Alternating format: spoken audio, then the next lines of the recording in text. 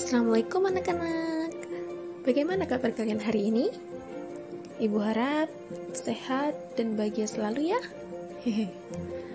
Pada pembelajaran kita hari ini, kita akan belajar bersama tentang komponen, interaksi, dan aliran energi dalam ekosistem. Baiklah, agar tidak membosankan, Ibu akan mengajak kalian jalan-jalan ke sebuah ekosistem. Cus, langsung kita ke TKP. Cling! Kita sampai di mana anak-anak? Yaps, betul sekali. Kita ada di hutan. Tapi sebelumnya, Ibu ingin memberikan sedikit penjelasan terlebih dahulu terkait materi hari ini. Dalam mempelajari ekosistem, kita akan mengenal istilah ekologi. Ekologi merupakan ilmu yang mempelajari hubungan timbal balik antara makhluk hidup dengan lingkungan tak hidup dalam suatu ekosistem. Sedangkan ekosistem merupakan suatu sistem di mana terjadi hubungan atau interaksi saling ketergantungan antara komponen-komponen di dalamnya, baik yang hidup maupun tak hidup.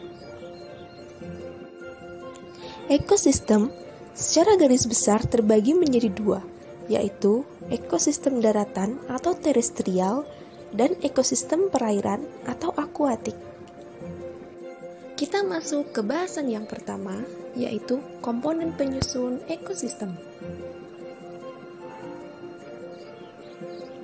Berdasarkan struktur dasar ekosistem, komponen ekosistem dapat dibedakan menjadi dua macam, yaitu komponen abiotik dan komponen biotik. Komponen abiotik adalah komponen tak hidup atau komponen fisik dan kimiawi yang terdapat pada suatu ekosistem sebagai medium atau substrat untuk berlangsungnya suatu kehidupan, seperti udara, air, tanah, sinar matahari, dan lain-lain. Komponen biotik merupakan komponen yang meliputi seluruh makhluk hidup di bumi, seperti bakteri, jamur, ganggang, lumut, tumbuhan, hewan, manusia, dan lain-lain. Komponen biotik berdasarkan fungsinya terbagi menjadi produsen atau organisme autotrof, konsumen atau organisme heterotrof, dan dekomposer atau organisme pengurai. Sedangkan konsumen terbagi menjadi tiga, yaitu herbivora atau pemakan tumbuhan, karnivora atau pemakan hewan, dan omnivora atau pemakan segala. Selanjutnya kita masuk ke bahasan yang ketiga, yaitu interaksi antar komponen ekosistem.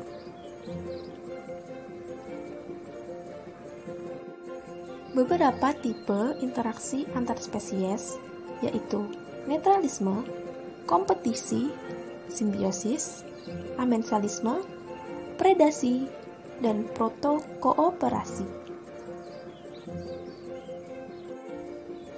Interaksi yang pertama, yaitu netralisme, adalah interaksi antara dua atau lebih spesies yang masing-masing tidak terpengaruhi atau netral.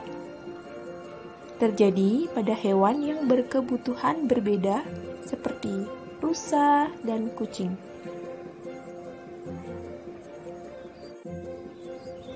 Interaksi yang kedua, yaitu kompetisi atau persaingan, adalah interaksi antara dua atau lebih spesies yang saling menghalangi. Persaingan dapat terjadi pada organisme yang memiliki niche yang sama. Niche atau relung suatu organisme adalah posisi suatu organisme dalam ekosistem dan peran fungsionalnya. Semakin besar kesamaan niche-nya, maka semakin intensif persaingannya. Kompetisi dibedakan menjadi dua, yaitu kompetisi intraspesifik dan kompetisi interspesifik. Kompetisi intraspesifik merupakan persaingan antara organisme yang memiliki spesies sama. Contohnya, sesama rusa berkompetisi mendapat rumput yang hijau. Sedangkan kompetisi interspesifik merupakan persaingan antara organisme yang berbeda spesies. Contohnya, rusa dan kambing berebut memperoleh rumput yang hijau.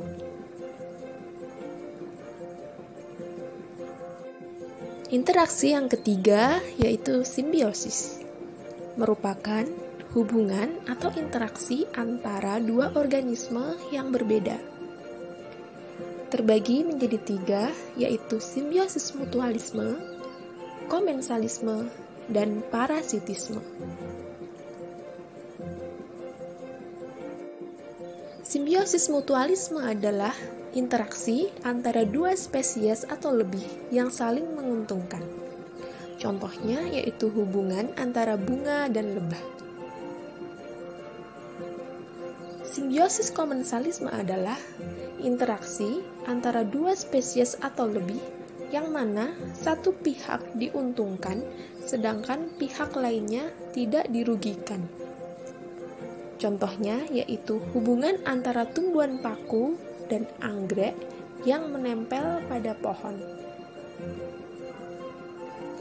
Simbiosis parasitisme yaitu interaksi antara dua spesies yang mana satu diuntungkan sedangkan yang lainnya dirugikan. Contohnya tumbuhan tali putri yang hidup menempel pada tumbuhan inangnya.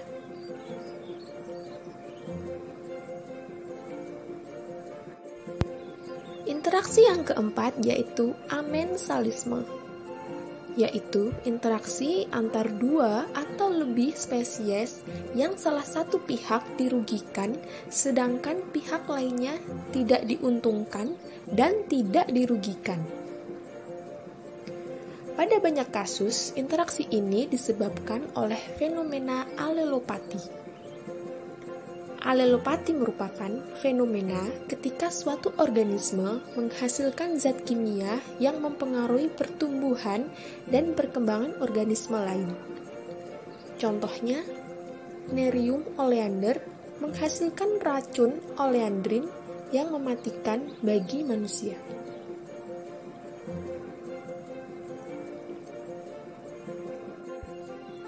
Interaksi yang kelima yaitu predasi, merupakan hubungan antara predator dengan mangsanya. Contohnya yaitu hubungan antara ular dengan tikus. Interaksi yang keenam adalah protokooperasi, yaitu interaksi antara dua spesies atau lebih yang mana keduanya mendapat keuntungan, tetapi asosiasi yang terjadi tidak merupakan suatu keharusan. Contohnya yaitu hubungan antara burung jalak dan kerbau, di mana jalak mendapatkan kutu kerbau sebagai makanannya, sedangkan kita tahu makanan jalak tidak hanya berupa kutu kerbau saja.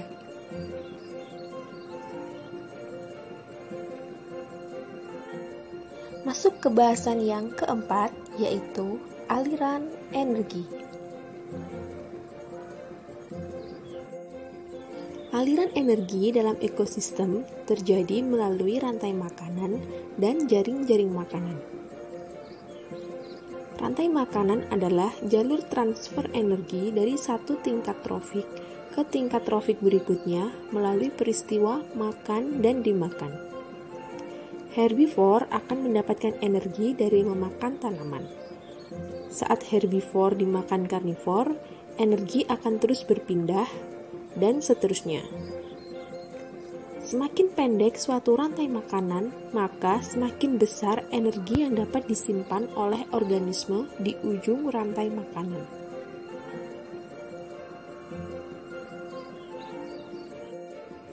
Berdasarkan tipe produsen yang menjadi tingkatan trofik pertama, terdapat dua jenis rantai makanan, yaitu rantai makanan perumput, yang mana pada tingkat trofik pertama diduduki oleh tumbuhan hijau, dan rantai makanan detritus, yang mana tingkat trofik pertama diduduki oleh serpihan daun atau sampah.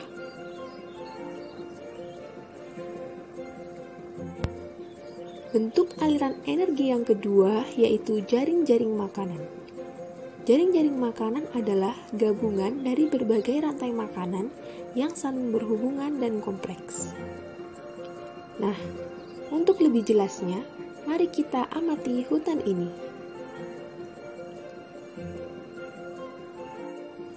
Dapat kita amati bahwa di hutan ini terdapat banyak sekali organisme yang menempatinya, seperti yang dapat kita lihat. Di antaranya tumbuhan hijau, ulat, rusa, kelinci, burung, ular, harimau, dan elang, yang mana semua itu termasuk ke dalam komponen biotik dengan tumbuhan hijau sebagai produsen. Sedangkan komponen fisik dan kimiawi lain sebagai pendukung kehidupan seperti tanah, udara, air, sinar matahari, suhu, merupakan komponen abiotiknya. Dari komponen-komponen biotik penyusun hutan, dapat kita susun sebuah rantai makanan yang mungkin terjadi di dalamnya.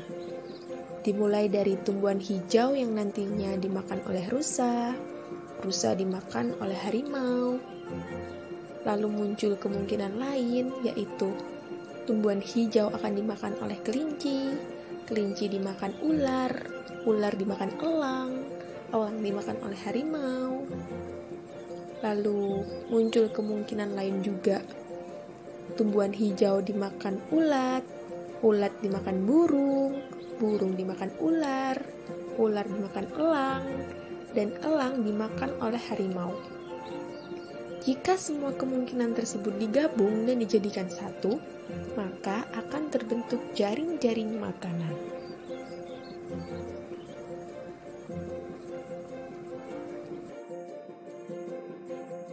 Baik, sudah cukup ya jalan-jalannya? Semoga kalian bisa semakin paham. Ibu akhiri ya. Wassalamualaikum warahmatullahi wabarakatuh.